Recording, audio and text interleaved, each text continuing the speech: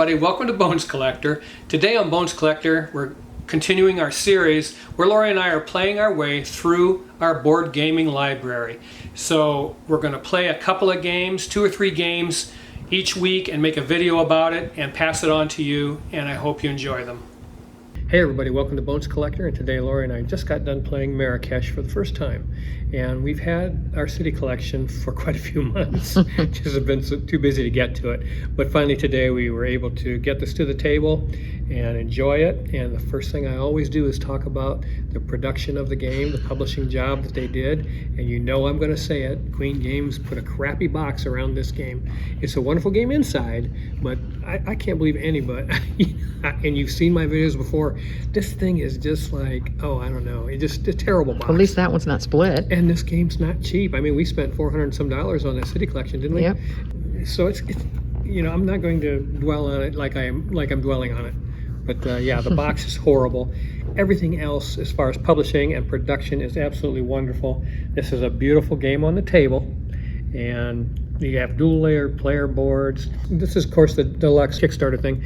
It has screen printed city gates, screen printed resources. The water figs are screen printed. And the tiles are very thick, very clear, very nice. I mean, the board it's okay. It's adequate. It's not a great board, but it's adequate.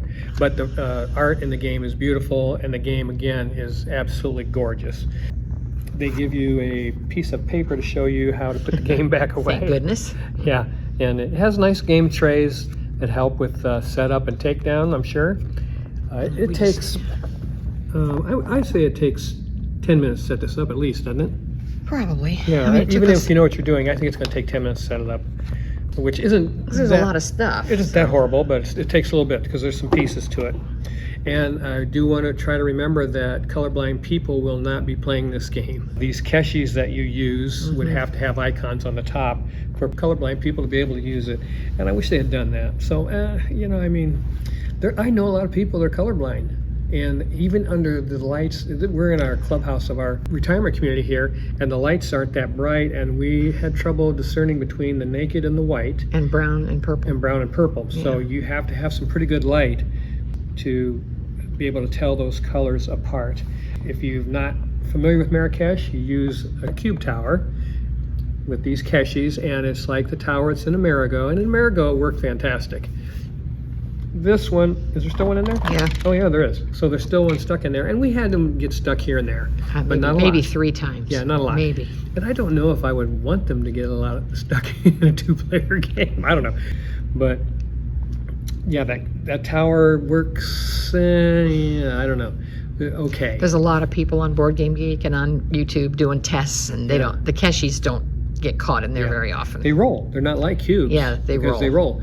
And Lori and I said, well, maybe you'd be better off to get all these cubes in the same colors of the keshis, drop the cubes down the tower, and then you would take the cubes out of the tray and put the matching keshis in the tray and draft them from their color squares in the tray. And now I think that might work, but you're going to... How fiddly is that, though? That's a lot of cubes, and it adds a step to the game. Yeah. So, I don't know. I think we're just going to suffer and let things go as they may.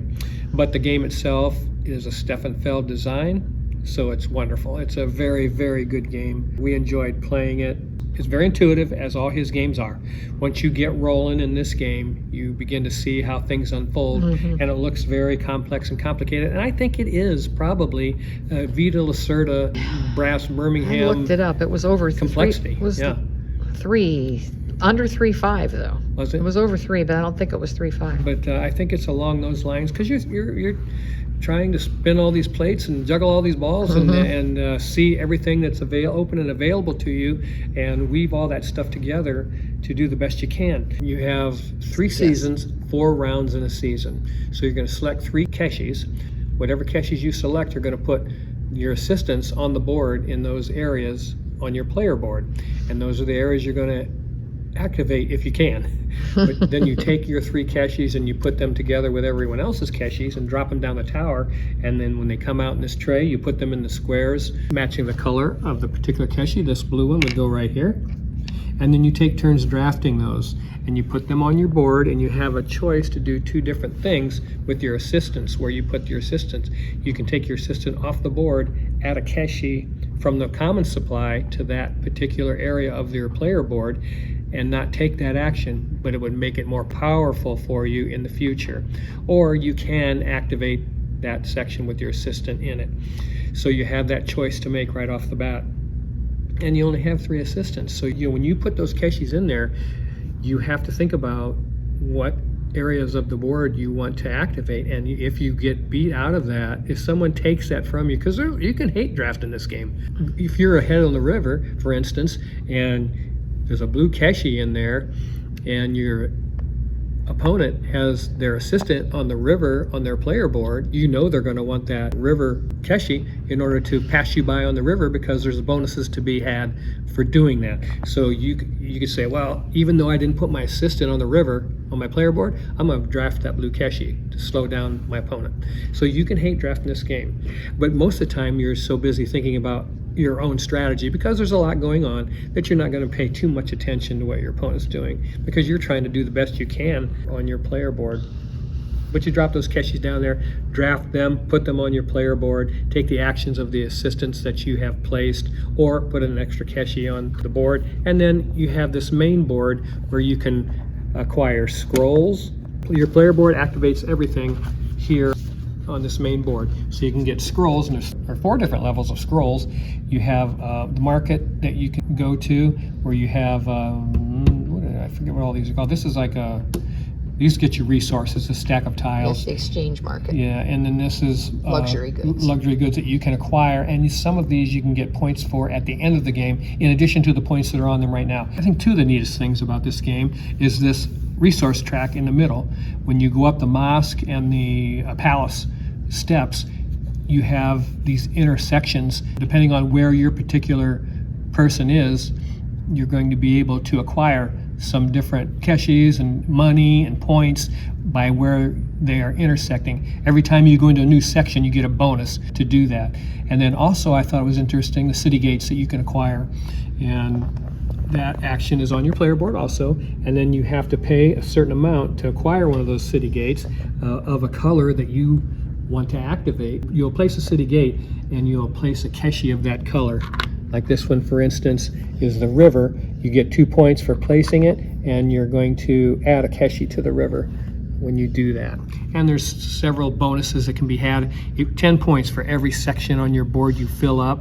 And I don't know if, I was 1 away from the main square of being able to get 10 bonus points, but you know what? 2 because you didn't have any water. Oh yeah. That would have to be full too. So you have to, I don't know, you have to do a little bit of everything in this game. Yeah. So I don't know, filling up a section, getting 10 bonus points is going to be tough. I was 1 away from there.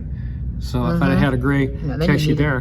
But you need that too. Oh, do you have to have that too? I think you have to have the wall too. The city gate? The city gate, yes. Okay. So yeah, very hard to do, and neither one of us were able to take advantage of those 10-point bonuses that were available that way.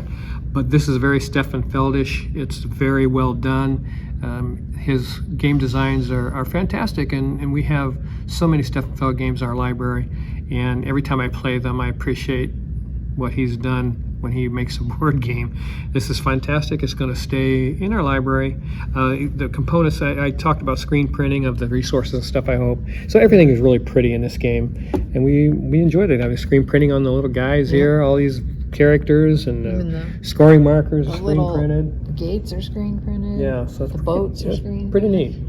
But again, everything in the box is beautiful. They just put a Kleenex box around it, and I'll never forgive them for that. And we didn't get a box sleeve with ours. And we even emailed them when we got our games. A couple of the boxes were split because they're cheap, nasty boxes, and they got bounced around and they split. And we emailed Queen Game, but they're not going to do nothing about it. Well, hundreds of people had split boxes. They're not going to do anything. But that's why you stay off of crowdfunding. Yep. But hey, this is a terrific game if you get a chance to play it. We loved it. That's out in retail now, and there's one called the Essential Edition that's in a normal size box. Yeah, so even better. Yeah, even better because it's in that big box. This is a big box, which we don't really like. We don't like these oversized boxes. But that's what we have now, so Yeah. we're going to keep it because the game's fantastic. It's a lot of fun, and once you get going, you realize how easy this game is. I think Rado does a playthrough of it, and you can learn a little bit from there, but the rule book is very good. It tells you exactly how to play the game. And it's not as difficult as it looks. No, this We is an had people addendum. walk Here's by and say, Yeah. "Oh, that looks tough." That looks really hard to play, but it's not. You know, again, the rule book's very well done by whoever wrote this rule book, but yeah, absolutely excellent. And I forgot to mention, And there's an appendix on all the tiles. yeah, and you have a player aid Oh yeah. that each of Inside you your has screen. in your player color, and it tells you everything that you can do in your turn, in order during the round, and that's very helpful because we didn't follow it like we should. And No, we kept skipped. we Skipped a step a couple times. Yeah, the river. We kept forgetting to resolve the river at the end of the round. So, other than that, I don't think we made any mistakes. It's a fantastic game. Is it my favorite? It's a good one. It's not my favorite though. I'm still. I would like it better if the cube tower stuck cubes a little more often. Yeah. Yeah. It just seems like that's what it's supposed to do, and it doesn't. Yeah. So I don't But know. I did. I mean, it got stuck in there 3 or 4 times. Yeah. I mean, maybe one. I don't think we ever had 2, did we? No. It was One always, got stuck maybe 3 times, maybe Yeah. 4. Which because we're only playing 2 And people. maybe if you throw more in there, I don't know. Yeah, if there's 4 of you playing, I'm sure more will get stuck, and I don't know. I don't think it's working like they planned. However, that's what happens when you're using these hex. You've seen these in board games, Yeah. 100 times. I don't know if they should have just used cubes. Probably. Yeah, I don't know why. Well, cubes aren't fancy. Yeah. I don't know. Well, I don't know. I don't know if that's the I reason. know. And if they used cubes and they were large enough, even they could have put icons on them for color blindness. So that was a missed opportunity by Queen Games also. Yeah, we've played 2 games out of our city collection. We've played New York, which is fantastic, and we played this, which is fantastic. Now, again, I mentioned my favorite Stefan Feld games are still. Carpe Diem is my favorite Feld, but Castles of Burgundy and Bruges are not far behind with Trajan and Forum Trajanum and Oracle of Delphi. I mean, I love all those games, and I love this one too. So, man, it would be hard. It's hard to pick. I love all his games because they work so smoothly, you guys.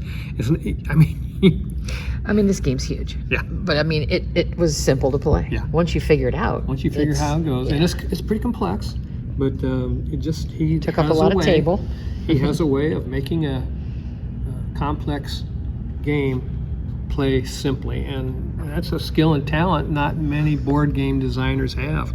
So again, I hold him in high regard. He's not my favorite board game designer, but he is in the top 3 for sure, just because of the body of work, and the games that he puts out are fantastic. His games are all good.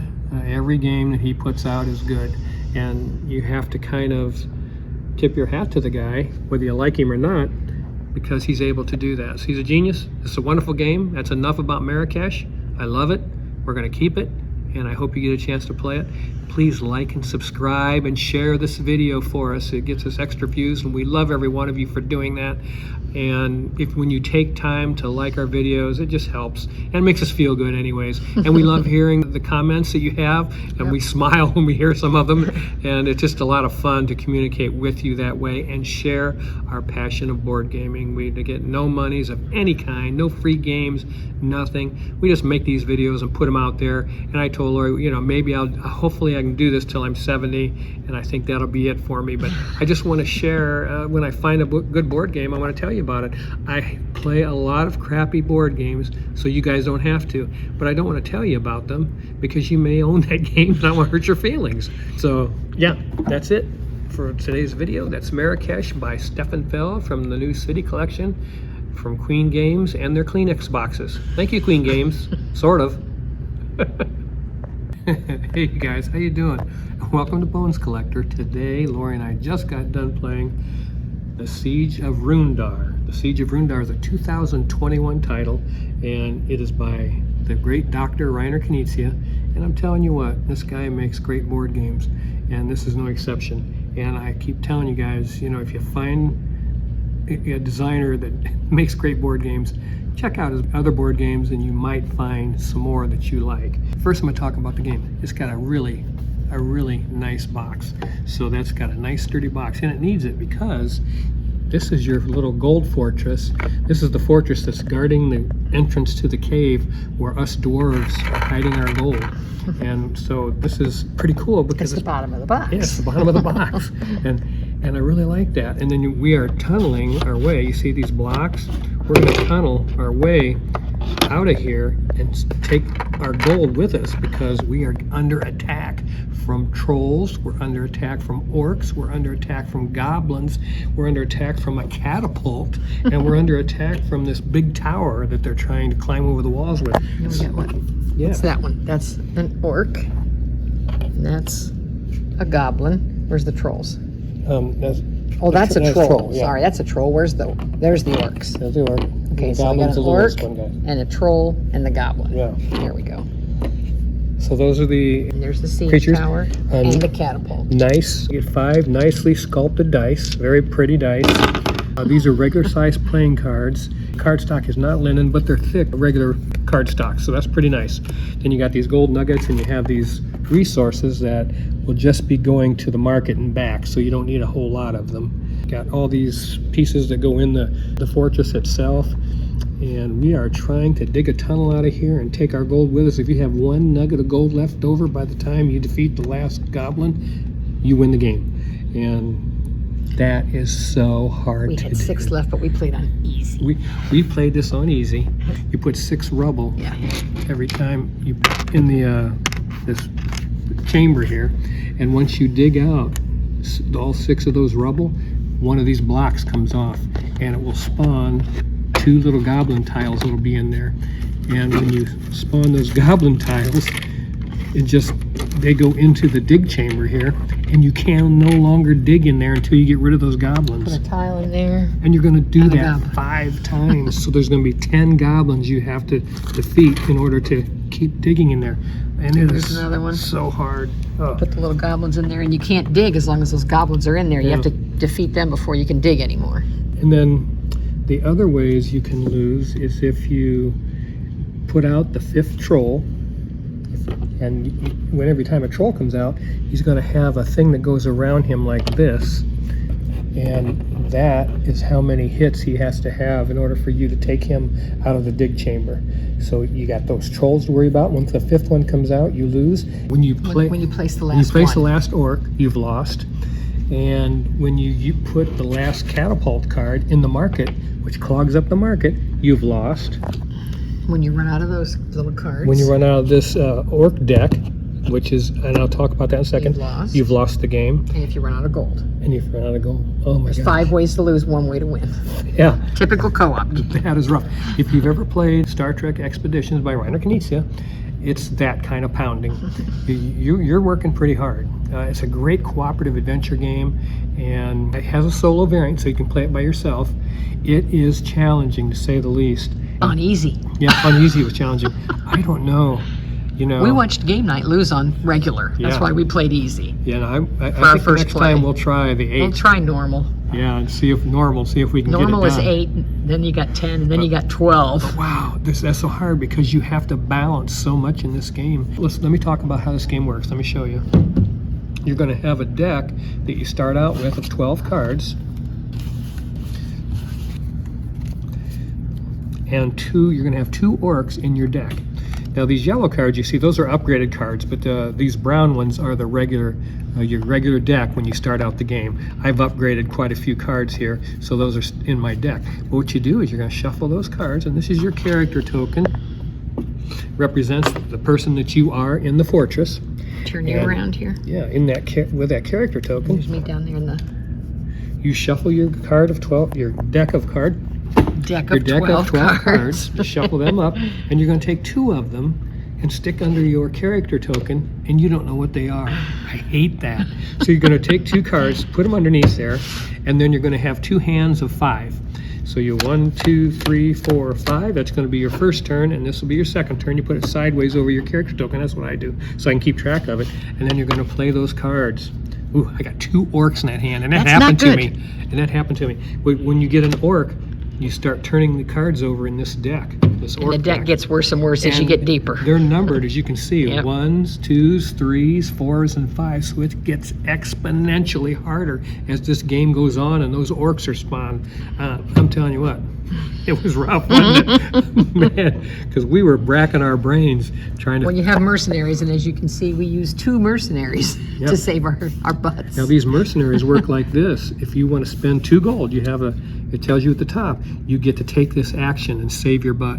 It's very expensive to give up gold because you have to have 1 piece of gold left to win. And the orcs, once they get into the gold chamber in the castle, and every time they move from these orc cards, they're going to come closer and closer. Once they get into the gold chamber, they're going to take 1 piece of gold each. And how many did we have out here? We had I think there's 20. 20? Oh, you mean all the way out? Yeah. 2, 4, 6, 8, 10, 12, 14. So we lost 14 gold, but we spent 4 of them on these mercenary cards because we were getting overrun with orcs. And once they get into the chamber here, one of the cards is kill all of the orcs in the chamber. In the workshops. In the workshops. Yeah, so they were in the workshops and we were getting overrun. We're like, I think it was like It was 7 6. or 8. Yeah, There was a lot. It was a lot of them. And we had... Because we let them come in because we knew we were going to use that card. But they were all on the wall, and I knew the next orc card was going to be a move card for sure. You know, it's just going to happen. And they move 1 space, and so all those orcs were going to come off the wall into the workshops where you have the resources. And then we spent 2 gold, and Lori was like, "Let's battle. We have to kill them." No, let's use this mercenary card. I mean, it's expensive for 2 gold because by that time you are getting down to the nitty gritty on your gold nuggets, and you don't want to spend them because you want to win the game. And so it's a balancing act. And you have to ask yourself, do I want to do that? And then over here, you have a market, and you have 3 different levels of cards: yellow, gray, and red. Now the yellow is the cheapest, the gray is more expensive, and the red is more expensive than that.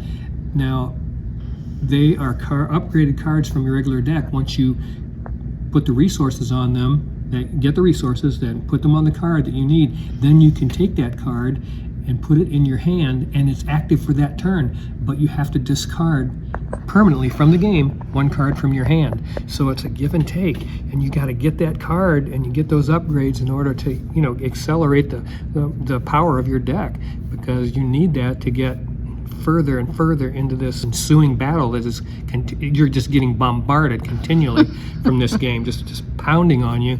But you know what, it was a lot of fun. We played this at a convention, read the rule book, tried to play it. We couldn't figure it out very well, did we? We didn't have very much I think luck. we were tired. It was late or something, and we wanted, it was Reiner Knizia, so I wanted to play it. And we're at a convention, and it's probably our like 20th game that day. I think or we just something. gave up. And yeah. we just gave up and went to dinner or something, and haven't addressed it since. But it's stuck in the back of my mind because I love this little fortress inside the box. I'm not gonna lie, it's so cool. It's a very generic fantasy thing because you got goblins, orcs, and trolls, but it is well designed, and it is a fun time to make this work because you have so many things to think about in this game, because you want to continually dig when you can, because getting through these 5 blocks is very difficult.